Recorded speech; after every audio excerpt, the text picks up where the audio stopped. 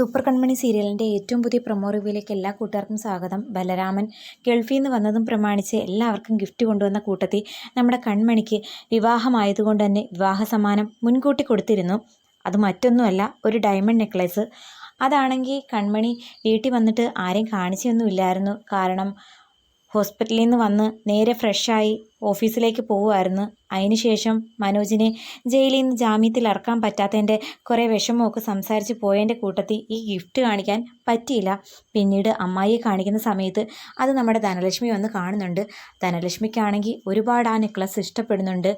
അവൾ കൊടുത്ത മുക്കുവണ്ടത്തിന് പകരം എങ്ങനെയെങ്കിലും അത് സ്വന്തമാക്കാൻ ശ്രമിക്കുന്നു. അതാണെങ്കിൽ അമ്മായി തടയുകയും ചെയ്യുന്നു. അതിനുശേഷം ബലരാമൻ കൺമണിയുടെയും കൃഷിൻ്റെയും വിവാഹ സമ്മാനമായിട്ട് ഒരു മാല കൊടുത്തെന്നും ആ മാല എനിക്ക് ഒരുപാട് ഇഷ്ടപ്പെട്ട് അത് സ്വന്തമാക്കാൻ ഒരുങ്ങിയപ്പം അമ്മായി തടഞ്ഞു എന്നൊക്കെ ഉള്ള കാര്യം അമ്മയോട് പറയുമ്പം അമ്മയാണെങ്കിൽ അതിന് സൊല്യൂഷൻ കണ്ടെത്തുന്നുണ്ട്.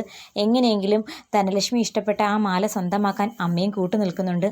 ആ സമയത്ത് സാഗർ കുടുംബത്തിലാണെങ്കിൽ ഉണ്ടായ വിഷമങ്ങൾക്കും ഇനി ഉണ്ടാകാൻ പോകുന്ന സന്തോഷങ്ങൾക്കും ഒക്കെ കൂടി ഒരു പാർട്ടി സംഘടിപ്പിച്ചാലോ എന്ന് കൃപമോൾക്ക് ഒരാഗ്രഹം തോന്നുന്നു. മുമ്പാണെങ്കിൽ ഇങ്ങനെയൊക്കെ പറഞ്ഞു കഴിഞ്ഞാൽ അതിന് മുൻകൈ എടുക്കുന്ന സുജിയാണെങ്കിൽ ഇപ്പോൾ സുജിക്ക് പ്രത്യേകിച്ച് താല്പര്യമൊന്നുമില്ല. ശരിക്കും പറഞ്ഞാൽ ബലരാമൻ ഒരുപാട് നാളും കൊണ്ട് ആ വീട്ടിൽ വന്ന് താമസിക്കാൻ സുജിയോ സാഗറോ പറഞ്ഞിട്ട് കേട്ടില്ല. പക്ഷേ കൃഷ് സ്വന്തം മകനല്ലെന്നുള്ള സത്യം മനസ്സിലാക്കിയതിന് ശേഷം തൻ്റെ ആഗ്രഹം സ്ട്രിക്റ്റായിട്ട് പറഞ്ഞപ്പോഴത്തേക്കും ബലരാമൻ ആ ആഗ്രഹം അംഗീകരിച്ചു കൊടുക്കുന്നു. അതിൻ്റെയും കൂടി ഒരു സന്തോഷം പങ്കുവെക്കാൻ വേണ്ടിയിട്ടാണ് ഒരു പാർട്ടി നടത്താമെന്ന് കൃപമോൾ പറയുന്നത്. പക്ഷേ കൃഷിൻ്റെ കാര്യം കൂടി ഉൾക്കൊള്ളുന്നത് കൊണ്ട് തന്നെ സുജിക്ക് അത്രയ്ക്ക് സന്തോഷമൊന്നും വരുന്നില്ല. കാരണം ഉണ്ടായ സങ്കടം എന്ന് പറയുന്നത് ഇത്രയും നാൾ താൻ സ്വന്തം മകനാ, നൊന്ത് പ്രസവിച്ച മകനാന്ന് കരുതിയ മകൻ തൻ്റെ ആരുമല്ലെന്നുള്ള സത്യമാണ് തിരിച്ചറിഞ്ഞത്. അതൊരു വല്ലാത്ത സങ്കടമാണ്. അത് ആഘോഷിക്കാനുള്ള മാനസികാവസ്ഥയൊന്നും സുജിക്കില്ല. സാഗറാണെങ്കിൽ വളരെ നിരാശയോടെ സുജിയെ നോക്കുമ്പോൾ സുജിയും അതുപോലെ തന്നെ വിഷമത്തോടെ സാഗറിനെ നോക്കുന്നുണ്ട്. അപ്പം കൃപമോൾ വീണ്ടും നിർബന്ധിക്കുന്നത് കണ്ടിട്ട് ആൻറ്റിയമ്മ പറയുന്നു, എന്തായാലും മോളുടെ ഒരു സന്തോഷമല്ലേടാ, നീ അതങ്ങ് സമ്മതിച്ചു കൊടുക്കുക.